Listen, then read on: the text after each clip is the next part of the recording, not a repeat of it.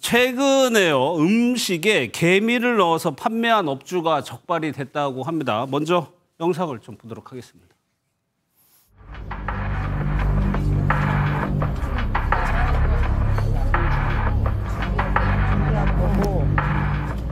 이거는 그냥 그대로예요? 아니면 한번 이렇게 가열이라든지 한 거예요? 조리는 안 하는 거예요. 그냥 냉동만 시킨 거고요. 어떤 맛 나요? 그냥 신맛이 나요. 저희는 그냥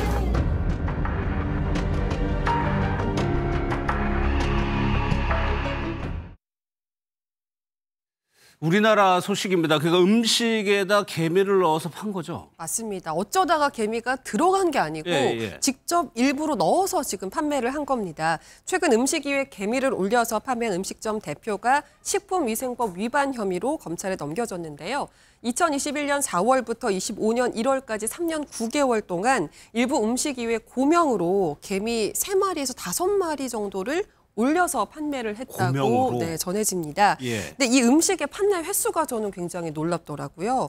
12,000회 정도. 그러니까 12,000그릇 정도가 나갔다는 거잖아요. 그렇죠. 이걸 통해서 이 누적 매출만 1억 2천만 원 정도가 된다고 하는데 그만큼 많은 사람들이 이 개미 요리를 찾았던 것으로 보입니다. 그러니까 워낙 특이하고 많이 먹었으니까 뭐 자연히 알려졌을 것 같기도 해요. 맞아요. 매출이 억 단위였으니까 잘 되는 집이었을 거고 그러다 보니까 온라인상에 후기도 많이 올라오게 됐는데요. 그렇게 음식에 개미가 올라간다. 이제 이런 후기와 평들이 각종 SNS와 블로그에 이제 올라가게 되면서 식약처가 이 사실을 인지를 하고 수사에 착수를 했다고 전해집니다. 식약처는 해당 음식점에 대해서 관할 기관에 행정처분 등의 조치를 할 예정이라고 합니다. 뭐 물론 이걸 보면 신기하기도 할 테고 이거 건강상 괜찮나 뭐 이런 걱정도 있을 것 같은데 그럼 박주희 변호사님 왜 이 점주는 개미를 여기에 올린 겁니까? 네, 이 식약처 조사에 따르면 이 점주가 밝히기를 산미를 더하기 위해서 개미를 올렸다 이렇게 밝혔다라고 합니다.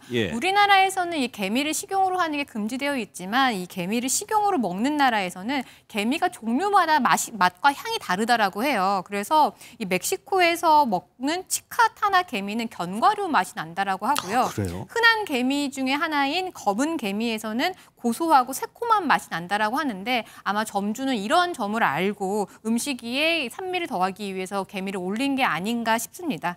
그렇다면 박민규 변호사님 이렇게 뭐 다양한 종류에 따라 맛이 다르면 이 식당은 어디서 이 개미를 공수해 온 겁니까? 이 식당은 이제 21년 4월부터 작년 11월까지 미국과 태국에서 이제 국제 우편을 통해서 개미를 반입했다고 합니다.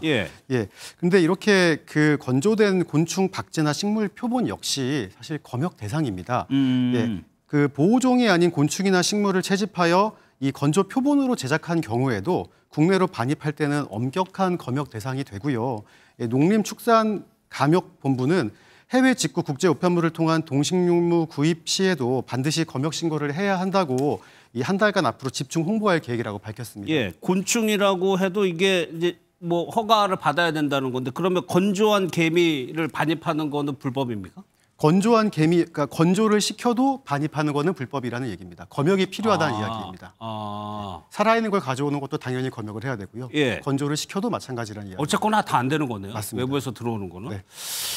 이렇게 지금 법으로 하고 있는데 제한을 하고 있는데 이거를 판 건 아니고 음식에 같이 곤병처럼 올려서 했다. 그러면 먹은 사람들은 괜찮았다고 합니까? 일단 상상은 안 되지만 괜찮았던 모양입니다. 왜냐하면 이 음식을 먹은 손님들이 이런 반응들을 보인 건데요. 식혜 셔벗 위에 올라간 개미가 신맛이 이게 터지면서 신맛이 느껴진다. 개미 얹은 요리가 이거 별미다. 또 셰프가 직접 채집한 지리산 청정 개미다. 이제 이런 뜨거운 반응들이 좀 올라오면서 SNS를 타고 더 화제가 됐던 것으로 보입니다.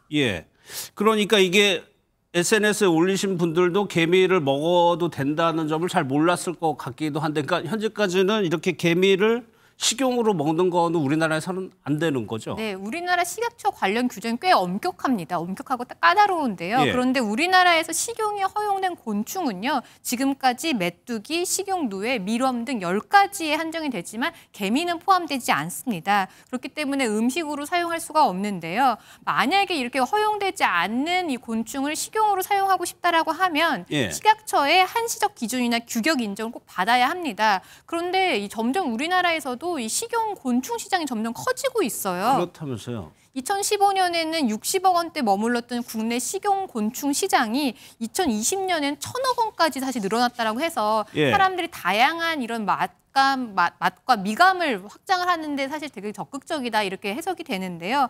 그렇기 때문에 우리나라에서도 좀 법정 허용 범위 내에서 사용할 수 있는 부분도 좀 안내를 해야 될 것 같고요. 이 부분도 관련 규정도 좀 재정비돼야 될 것으로 보입니다.